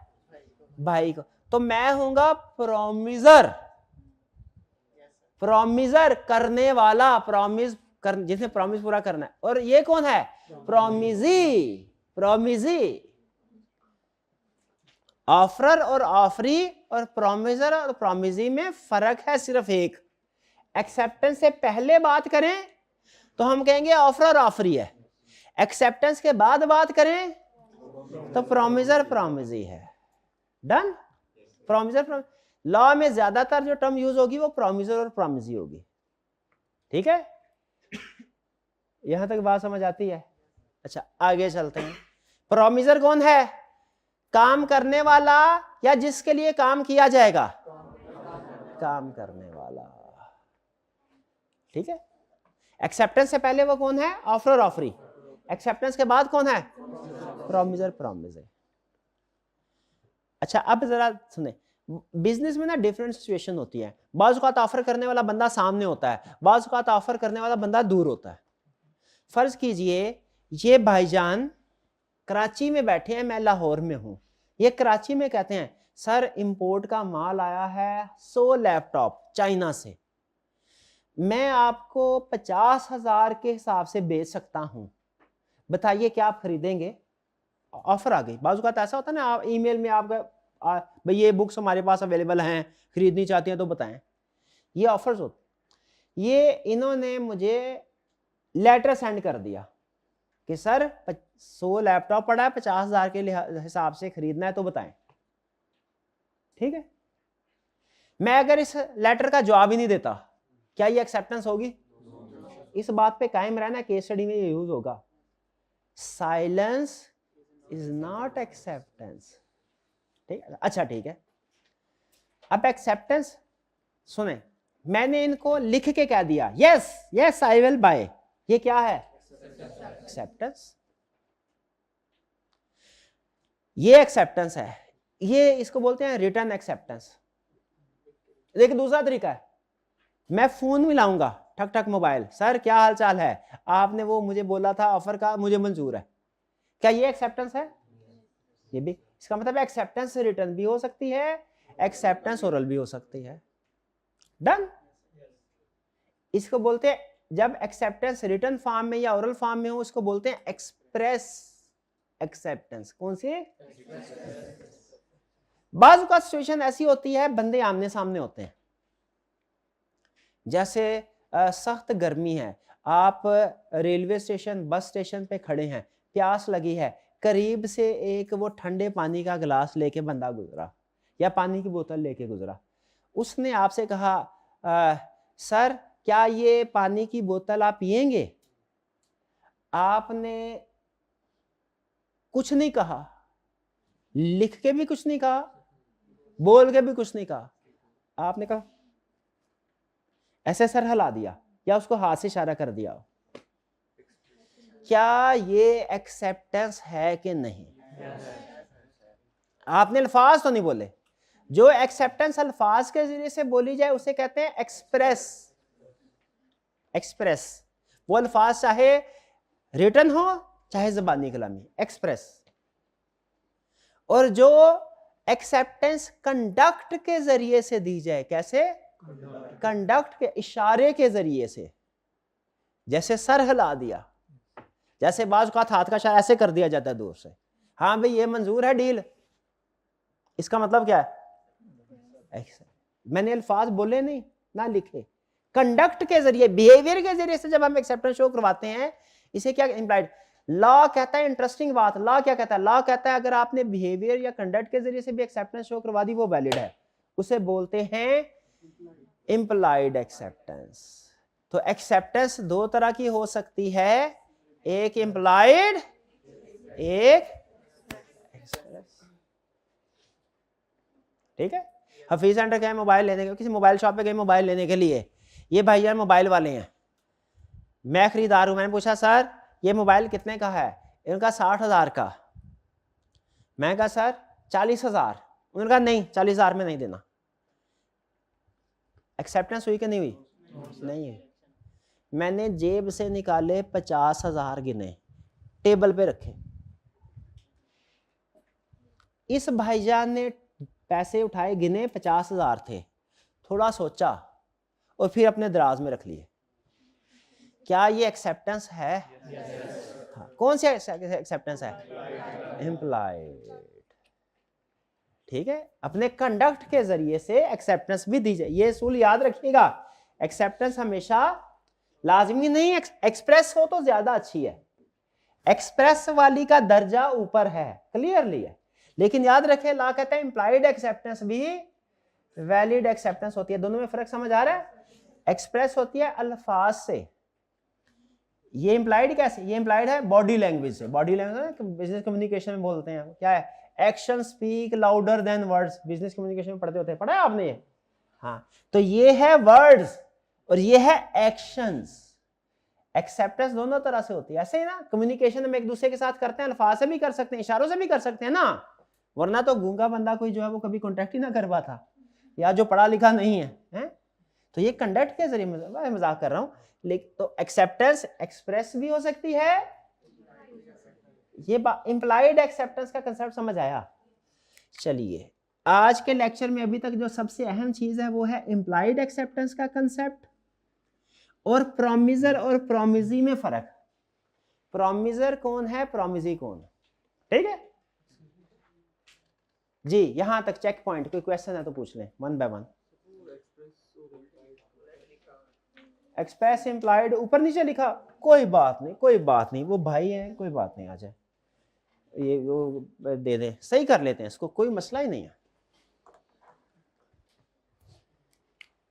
इसको कर देते हैं एक्सप्रेस। शाबाश, इससे एक बात मुझे पता चल गई, क्या कि आपको कंसेप्ट समझ आ रहा है? ठीक है, अब ठीक है, एक्सप्रेस और इंप्लाइड। वो भाई की राइटिंग अच्छी है ना, तो हम उनको तकलीफ देते हैं कि वो कर दें, मैं लिखूं तो मुझे खुद नहीं बात को समझ आ रहा था, 2-3 दिन बाद जरा गौर लगा पढ़ना पड़ा, लिखा क्या हुआ था। ठीक है, तो ऐसे हो जाए, कोई बात नहीं भाई, ये बात समझ आ गई? ओके, अच्छा आगे चलते हैं। हाँ जी, पूछिए, जरूर पूछिए। जी जी जी जी, हाँ शाबाश, इन्होंने कहा सर अगर आप उस बंदे को जिसने लैपटॉप की ऑफर किए थे, अगर आप उसके अकाउंट में पैसे डाल दें तो क्या ये भी एक्सेप्टेंस है? इसका जवाब है, अगर उसने कहा हो ना कि सर अगर मेरी डील आपको मंजूर है तो अकाउंट में पैसे डाल दें, ये आईकैप की बुक में एग्जांपल है इत्तेफाक से, एग्जैक्टली कि अगर उस बंदे ने मुझे कहा सर क्या आप लैपटॉप खरीदेंगे, अगर आपको डील पसंद है ना तो एडवांस मेरे अकाउंट में जमा करवा दे, मैंने उसे कोई जवाब नहीं दिया, ना लिखत में ना ज़बानी कलाम में, जवाब नहीं कोई दिया, लेकिन मैंने उसके अकाउंट में पैसे जमा करवा दिए, क्या ये एक्सेप्टेंस है? कौन सी एक्सेप्टेंस, एक्सप्रेस के इंप्लाइड? इंप्लाइड, शाबाश, अच्छा सवाल था, गुड, क्लियर जी। और कोई क्वेश्चन? चलिए आगे चलते हैं। अच्छा मुझे बताइए, फेयर ट्रेड कौन सी होती है जिसमें सिर्फ एक पार्टी का फायदा हो कि दोनों पार्टी का? Win win, win win situation हो ना भाई। ये भाईजान मेरे को लैपटॉप दें और मैं बदले में इनको पैसे ना दूं, क्या ये कोई बिजनेस डीलिंग हुई? बिजनेस तो नहीं हो रहा, बिजनेस ऐसे थोड़ी होता है, बिजनेस होता है कुछ लो कुछ दो, बिजनेस क्या होता है? कुछ लो और कुछ दो। कि सिर्फ लेने का नाम बिजनेस है या सिर्फ देने का नाम बिजनेस है? हमारे फैमिली में ना, फैमिली ट्रांजैक्शन में ऐसे होता है, हमारे वालिदैन हमें देते ही रहते हैं, हमसे कुछ लेते नहीं, ठीक है, वो उसमें फैमिली में। बिजनेस में ऐसे नहीं होता, बिजनेस में क्या होगा? कुछ ना कुछ लेन और कुछ ना कुछ देन, दोनों होंगे। तो याद रखिए, दुनिया का हर कॉन्ट्रैक्ट, दुनिया का हर एग्रीमेंट, उसमें एक नहीं दो प्रॉमिस होते हैं। एक प्रॉमिस अदले में, दूसरा बदले में, अदला बदला है। यानी मैं भी जब भी कोई बिजनेस डीलिंग होगी, कुछ चीजें मैं इनको दे रहा हूंगा, कुछ चीजें ये मुझे दे रहे होंगे। नहीं बात समझ आई? लैपटॉप वाली एग्जांपल में मुझे बताए, इन्होंने कहा सर क्या आप लैपटॉप खरीदेंगे? फर्स्ट कीजिए एक लैपटॉप है 1 लाख रुपए का, क्या लैपटॉप खरीदेंगे? मैंने कहा यस। इन्होंने क्या किया था? ऑफर की थी। ऑफर की थी तो ये कौन थे? ऑफरर। मैं कौन? ऑफरी। मैंने एक्सेप्ट कर लिया, मैंने एक्सेप्टेंस दे दी। अब क्या होगा? प्रॉमिस। प्रॉमिस। मुझे बताइए इसमें एक प्रॉमिस है कि 2 प्रॉमिस है? ये चीज, ये मुश्किल से कंसेप्ट समझ आता है आपको, पता नहीं कैसे समझ आ गया। 2 कैसे 2? एक प्रॉमिस ये मुझे कर रहे हैं लैपटॉप देने का, ठीक है? बोले जरा sir I will give you laptop, laptop ये प्रॉमिस कर रहे हैं मेरे से। अब मैं भी बदले में प्रॉमिस कर, I will give you 100,000 rupees. एक प्रॉमिस इनका, एक प्रॉमिस, दोनों प्रॉमिस हो गए। दोनों प्रॉमिस एक दूसरे का क्या है? इसको बोलते हैं एक दूसरे का कुछ लो कुछ दो, कंसीडरेशन, रिटर्न। जब आप किसी से कोई चीज लेते हैं तो बदले में जो देते हैं ना, वो क्या है? कंसीडरेशन। कंसीडरेशन समझ ले प्राइस, समथिंग इन रिटर्न। लिखे consideration is equal to something in return. Consideration is equal to something in return. वापिस आ जाएं तो इसमें कितने प्रॉमिस हुए? एक प्रॉमिस कौन सा? लैपटॉप वाला। एक प्रॉमिस कौन सा? कैश वाला। अब अगर फर्ज कीजिए लैपटॉप देना है 10 तारीख को, पैसे देने हैं 20 तारीख को, फर्ज करें, मुमकी तौर पे ऐसा नहीं होता, साथ साथ सेटलमेंट होते हैं, लेकिन फर्ज कीजिए, कंसेप्ट समझाने इसलिए अलग अलग कर रहा हूं। जिस दिन लैपटॉप वाला प्रॉमिस पूरा होना है ना, उस दिन ये भाई प्रॉमिसर है और मैं प्रॉमिसी हूं।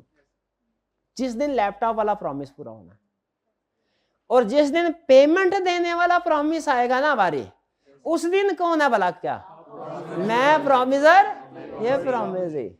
यहां पे स्टूडेंट कंफ्यूज हो जाता है, वो कहते हैं नहीं सर नहीं समझ आ रहा, एक ही कॉन्ट्रैक्ट है, एक ही एग्रीमेंट है, उसमें एक ही बंदा कभी प्रॉमिसर है कभी प्रॉमिसी है, ये कैसे हो सकता है? भाई ये इस वजह से हो सकता है कि प्रॉमिसर प्रॉमिसी डिपेंड करता है प्रॉमिस के ऊपर, कौन से प्रॉमिस की बात कर रहे हैं। अगर लैपटॉप वाला प्रॉमिस है तो प्रॉमिसर प्रॉमिसी कोई और होगा, अगर कैश वाला प्रॉमिस है तो प्रॉमिसर प्रॉमिसी कुछ और होगा। नहीं बात समझ आई? नहीं है, नहीं है, नहीं है। मैं गया बाहर निकला, घर जाना है, मैंने कहा बाहर निकला, मैंने कहा भाई रिक्शे वाले ठोकर जाओगे? उसने कहा जी सर ठोकर जाऊंगा। कितने पैसे? 1000 रुपया। मैंने कहा ठीक है डन। अब मुझे बताइए, अब उसने क्या करना है? मुझे यहां से पिक करके रिक्शे में बिठा के ठोकर तक छोड़ के आना है। अब मैं रिक्शे, और मैंने उधर जाके उसको पैसे देने हैं। अब मैं रिक्शे में बैठा, अब ये जहां से एग्रीमेंट स्टार्ट हुआ, यहां इस वक्त प्रॉमिसर कौन है? रिक्शे वाला। और मैं कौन हूं? रिक्शे वाले ने क्या प्रॉमिस पूरा करना है? मुझे उधर छोड़ के आना है, प्रॉमिस ये पूरा। जब ठोकर पे पहुंच जाएंगे मैं नीचे उतरूंगा, अब मेरे प्रॉमिस पूरा करने की बारी आ गई है। अब अगर कैश के पॉइंट ऑफ व्यू से देखें तो प्रॉमिसर कौन है? मैं। और प्रॉमिसी कौन है? रिक्शे वाला। तो याद रखिएगा हर एग्रीमेंट में 2 प्रॉमिस होते हैं, ठीक है? प्रॉमिस प्लस कंसीडरेशन, यानी कंसीडरेशन में भी कोई ना कोई दूसरा प्रॉमिस ही होगा, प्रॉमिस होगा, ये गुड का प्रॉमिस या कैश का प्रॉमिस। तो ये जब दोनों प्रॉमिस मिल जाते हैं, म्यूचुअल एक्सचेंज ऑफ प्रॉमिस, इसे क्या कहते हैं? एग्रीमेंट। यानी समझ लीजिए promise plus return promise is equal to agreement. Promise plus return promise is equal to agreement. कुछ बात समझ आती है? फिर से, क्या आपको पता है ऑफर क्या होती है? क्या आपको पता है एक्सेप्टेंस क्या होती है? ऑफर प्लस एक्सेप्टेंस क्या हो जाता है? प्रॉमिस। प्रॉमिस और फिर प्रॉमिस के बदले में जो दूसरा प्रॉमिस आए, तो दूसरे प्रॉमिस को क्या कहते हैं हम? कंसीडरेशन। कंसीडरेशन। और जब दोनों मिल जाते हैं प्रॉमिस प्लस कंसीडरेशन, एग्रीमेंट हो जाता है। ठीक है, यहां तक की बात। अब मुझे बताइए, रिक्शे वाले के लिए, रिक्शे वाले ने मुझे उधर छोड़ के आना था और बदले में मेरे से 1000 रुपया लेना था। रिक्शे वाले ने मुझे छोड़ के आना है, उसके लिए कंसिडरेशन क्या है? 1000 रुपया। ये चीज और मैंने 1000 रुपया देना है, मेरे लिए कंसिडरेशन क्या है? वो मेरा सफर जो मैंने करना है ठोकर तक। ठीक है जी। ये भाईजान ने मुझे किताब बेची, मैंने इन्हें 500 रुपया दिया, मैंने 500 रुपया दिया, मेरे लिए कंसिडरेशन क्या है? समथिंग इन रिटर्न, किताब। इन्होंने किताब दी, इनके लिए कंसिडरेशन क्या है? ठीक है, हर प्रॉमिस का कोई दूसरा प्रॉमिस काउंटर होता है, क्योंकि गिव एंड टेक का रूल है। ऐसा नहीं सिर्फ कॉन्ट्रैक्ट में गिव एंड गिव ही हो, गिव भी होगा, टेक भी होगा। जो आप टेक कर रहे हैं वो आपके लिए क्या है? कंसिडरेशन। डन जी, एग्रीमेंट। एक बंदे ने ऑफर किया, दूसरे ने यस कर दिया, एक्सेप्ट। काउंटर में दोनों चीजें एग्री होगी उनकी, चीज क्या लेनी है, पैसे क्या देने हैं, क्या हो गया? एग्रीमेंट। अब सुनिए, एग्रीमेंट और कॉन्ट्रैक्ट में फर्क। भाईजान, बहुत ही आला दर्जे की चर्स मेरे पास मौजूद है, आपको मैं बहुत ही सस्ती, पता नहीं क्या रेट होता है, फर्ज करें 10,000 रुपए किलो बेच दूंगा, 10,000 रुपए किलो बेच दूंगा, क्या मंजूर है? बोले यस। ऑफर की, एक्सेप्टेंस कर ली, मैंने इनको चर्च दे दिया, बदले में 10,000 मिलेगा, मेरे लिए 10,000 क्या है? कंसिडरेशन। इन्होंने 10,000 देना है, बदले में चर्च मिलेगी, वो क्या है? कंसिडरेशन। एग्रीमेंट हो गया कि नहीं? Promises farming consideration of each other, दोनों प्रॉमिस हो गए, एग्रीमेंट हो गया। ये भाईजान चर्च लेके निकल गए, पैसे नहीं दिए, मैं अदालत पहुंच गया, सर देखे ये इन्होंने चर्च मेरे से खरीदी है, पैसे नहीं थी, इनसे पैसे निकलवा के दें। क्या अदालत मुझे पैसे निकलवा के देगी? वो मुझे पकड़ के बांध के बिठा देंगे, वो कहेंगे भाई चर्च की डीलिंग इलीगल है, आप क्यों कर रहे हैं? तो याद रखे, कुछ चीजें ऐसी है जो आप एग्री कर सकते हैं, लेकिन कानूनी तौर पे उन पे अमल दरामद नहीं करवा सकते। कुछ चीजें एग्री कर सकते हैं कानूनी, तो जो आपने एग्री कर लिया वो एग्रीमेंट हो गया। अगर तो आप वो लीगली इन्फोर्स करवा सकते हैं तो हम कहेंगे ये कॉन्ट्रैक्ट बन गया। कॉन्ट्रैक्ट और एग्रीमेंट में यही फर्क है, कॉन्ट्रैक्ट वो है जो आप लीगली इन्फोर्स करवा सके, और एग्रीमेंट क्या है? जो आप लीगली इन्फोर्स, अगर आपका एग्रीमेंट लीगली इन्फोर्सेबल है तो वो क्या है? कॉन्ट्रैक्ट। और अगर लीगली इन्फोर्सेबल नहीं है वो एग्रीमेंट ही रहेगा, एग्रीमेंट में मर जाए, एग्रीमेंट में जिंदा रहेगा, एग्रीमेंट स्टेटस पे मर जाए, कॉन्ट्रैक्ट कभी नहीं बनेगा। मेरी बात समझ आई है? तो कौन कौन से, अच्छा एक ये एग्जांपल हो गई, ये बताइए चर्च वाली एग्जांपल, क्या हमने आपस में एग्री कर लिया, एग्रीमेंट था? क्या कॉन्ट्रैक्ट है? कॉन्ट्रैक्ट ने क्यों लीगली इन्फोर्स नहीं करवाया जा सकता? क्यों नहीं करवाया जा सकता? बोले सर ये इलीगल है। ये क्या है? इलीगल है। शाबाश, एक इलीगल कॉन्ट्रैक्ट आप इन्फोर्स नहीं करवा। क्या कोई और एग्जांपल भी है जो आप लीगली इन्फोर्स ना करवा सकते हैं? बिल्कुल है। वो क्या? इम्पॉसिबल। इम्पॉसिबल। हमारे दरम्यान में एग्रीमेंट हो गया, भाईजान ये कहने का सर अगर आप मुझे 10,000 देना तो मैं आपको उड़ के दिखाऊंगा। मैंने कहा ठीक है, मैंने इसको 10,000 दिया, इसने कहा सर आंखें बंद करे फिर मैं उड़ के दिखाता हूँ। मैंने आंखें बंद की, फिर खोली तो उड़ने की बजाय गायब हो गया, ये नजर ही नहीं आ रहा। मैं अदालत में चला गया, सर इस बंदे को पकड़े, इसने मेरे से 10,000 लिया है और इसे कहें मुझे उड़ के दिखाए। क्या अदालत इन्फोर्स करवाएगी इस एग्रीमेंट को? क्यों नहीं करवाएगी? ये इलीगल तो नहीं है, जुर्म थोड़ी है, कोई गलत काम थोड़ी करने को कह रहा हूं, लेकिन क्या ये इम्पॉसिबल है। इम्पॉसिबल एग्रीमेंट भी कॉन्ट्रैक्ट नहीं होते, वो लीगली इन्फोर्सेबल नहीं होते। ठीक है जी, ये भी कॉन्ट्रैक्ट क्या हुआ? एग्रीमेंट। ठीक है, तो एग्रीमेंट अगर लीगली इन्फोर्सेबल होगा तो कॉन्ट्रैक्ट होगा। कुछ कॉन्ट्रैक्ट्स लीगली इन्फोर्सेबल होते हैं, कुछ नहीं होते। मैं आपके साथ एग्जांपल शेयर कर रहा हूं उन एग्रीमेंट्स की जो लीगली इन्फोर्सेबल। पहली एग्जांपल कौन सी दी मैंने? इलीगल की। दूसरी एग्जांपल कौन सी दी? इम्पॉसिबल की। तीसरी और आखिरी एग्जांपल सोशल या रिलीजियस एग्रीमेंट। सोशल या डोमेस्टिक या रिलीजियस, एक ही कैटेगरी आती है। हस्बैंड ने कहा वाइफ से शाम को मेरे दोस्त आ रहे हैं, क्या चाय बना दोगी? वाइफ ने कहा ठीक है। शाम से पहले वाइफ ने कहा ईद करीब आ रही है, क्या तुम मुझे साड़ी खरीद दोगे? हस्बैंड ने कहा नहीं। चाय वाला एग्रीमेंट हो गया था ना, ऑफर नहीं बना, ये साड़ी वाला एग्रीमेंट नहीं हुआ, नहीं हुआ। शाम को आ गए हस्बैंड के दोस्त, बीवी से वाइफ से कहा, उसने कहा मेरे सर में दर्द हो रही है, चाय नहीं मैंने बनानी। ठीक है, टेंशन हो जाती है ना, चाय नहीं बनाई। हस्बैंड ने कहा अच्छा मैं आज ही कंसेप्ट पढ़ के आया हूं। कौन सा? ये एग्रीमेंट, मैं तो तुम्हारे खिलाफ कानूनी कार्रवाई करूंगा। हस्बैंड ने केस फाइल कर दिया कि इन्होंने चाय नहीं बना के दी, कम से कम इनको 150 साल की कैद दी जाए। क्या कोर्ट इस एग्रीमेंट के ऊपर अमल दरामद करवाएगी? नहीं। क्यों नहीं करवाएगी? कोर्ट कहता है ये जो आप सोशल डीलिंग्स करते हैं ना, सोशल डीलिंग्स, रिलीजियस, डोमेस्टिक मामला जो होते हैं, इनमें आप फैमिली मेंबर एक दूसरे के साथ कई वादे करते हैं कि अच्छा मैं ये कर दूंगा, मैं वो कर दूंगा, मैं तुम्हारे लिए ये या जो भी है। क्या इन एग्रीमेंट्स के ऊपर अमल दरामद अगर कोई एक पार्टी ना करे, क्या उसे अदालतों में, कचहरियों में क्या घसीटना चाहिए? मैं भाई से कहूं भाई तुमने ये वादा किया था पूरा नहीं किया ना, चलो अदालत के चक्कर लगाओ, नहीं। लॉ कहता है ऐसा। तो सोशल एग्रीमेंट्स जो होते हैं इनमें भी लीगली इन्फोर्सेबल नहीं होते, लेकिन कुछ हो सकते हैं। अब आप ये कहेंगे सर भाई बहन में बाजू का ऐसा होता है, सेल परचेज भी तो करते हैं, वो मकान है भाई, दोनों हिस्सेदार है, एक ने दूसरे को हिस्सा बेच, वो हो सकता है, लेकिन उसके लिए फिर कुछ लीगल रिक्वायरमेंट्स पूरी करनी पड़ती हैं। एंड पे आप लिखा हुआ है अनलेस लीगल इंटेंट शोन। अब ये कैसे शो होती है ये मैं आपको बाद में बताऊं। अभी भी हमने अभी तक के लेक्चर बहुत सी एक्स्ट्रा चीजें कर ली हैं। ठीक है, उम्मीद है कुछ ना कुछ आपको समझ आई होंगी, लेकिन नहीं भी समझ आई प्रॉब्लम कोई नहीं है। ठीक है, तो मुझे बताइए आपको समझ आ गया ऑफर क्या है?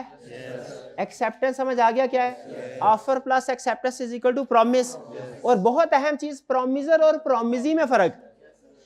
और आपको पता है एक ही कॉन्ट्रैक्ट में, हाँ दोनों, एक दिन कोई और प्रॉमिसर प्रॉमिसी होगा और दूसरे दिन हो सकता है कोई और प्रॉमिसर प्रॉमिसी हो। और एग्रीमेंट, सारे एग्रीमेंट कॉन्ट्रैक्ट नहीं होते, कुछ एग्रीमेंट कॉन्ट्रैक्ट होते हैं, कुछ नहीं होते। जो एग्रीमेंट लीगली इन्फोर्सेबल होते हैं ना, उन्हें हम कहते हैं कॉन्ट्रैक्ट, या वैलिड कॉन्ट्रैक्ट भी कह देते हैं। वैलिड कॉन्ट्रैक्ट का मतलब एक ही होता है, वो वैलिड है इसलिए तो कॉन्ट्रैक्ट बना है। और कुछ एग्रीमेंट जो लीगली इन्फोर्सेबल नहीं होते, उन्हें हम कहते हैं सिर्फ एग्रीमेंट, या कहते हैं वॉइड एग्रीमेंट। वॉइड उसको कहते हैं जो चीज लीगली इन्फोर्सेबल हो उसको बोलते हैं हम वैलिड या बाइंडिंग। वैलिड या बाइंडिंग का मतलब क्या होता है? ऐसा एग्रीमेंट जो लीगली इन्फोर्सेबल है उसको कॉन्ट्रैक्ट भी कह सकते हैं, और बाज़ का जोर देने के लिए बाइंडिंग कॉन्ट्रैक्ट भी कहते हैं। हालांकि बाइंडिंग का लफ्ज या वैलिड का लफ्ज लिखने की जरूरत नहीं होती, आपने कॉन्ट्रैक्ट कह दिया, कॉन्ट्रैक्ट बनता ही तब है जब वो वैलिड होता। और वाइड का मतलब क्या है? वो जिसकी जो खत्म हो जाए, जिसकी कोई हैसियत नहीं है, जो लीगली इन्फोर्सेबल नहीं है, उसे क्या बोलेंगे? वो सिर्फ एग्रीमेंट बोल दें, या जरा जोर लगा के बोलना है तो वाइड एग्रीमेंट बोल दें। और जो लीगली इन्फोर्सेबल है एग्रीमेंट, उसे सिर्फ कॉन्ट्रैक्ट बोल दें, या थोड़ा ज्यादा एम्फसाइज करना है तो वैलिड कॉन्ट्रैक्ट, बाइंडिंग कॉन्ट्रैक्ट बोल। ठीक है जी। अब ये बोले आज क्या क्या टर्म सीखी आपने? Contract, offer, acceptance, promise, promisor, promisee, agreement, contract. और वो कौन से एग्रीमेंट हैं जो लीगली इन्फोर्सेबल नहीं होते? इलीगल, सोशल, डोमेस्टिक और इम्पॉसिबल। ठीक है, ये आपने आज घर जाके याद करना, पढ़ना है बार बार, और जहां तक हो सके याद ना भी हो कोई पढ़ लीजिएगा बार बार। ठीक है, समझ लीजिएगा। कल आपके साथ हम कुछ प्रीमियम रिसोर्सेज शेयर करना स्टार्ट करेंगे कल से। प्रीमियम रिसोर्सेज क्या है?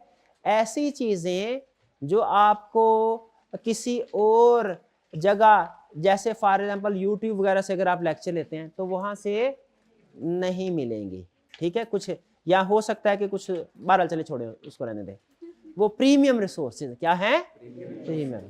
वो क्या है, वो हम कल से आपके साथ शेयर करेंगे, ठीक है। मैंने ओरिएंटेशन में बताया था ना कि आपको आहिस्ता आहिस्ता इंट्रोड्यूस करवा के लेके चलूंगा। चलिए आज का लेक्चर यहाँ पे खत्म करते हैं। अल्लाह हाफिज।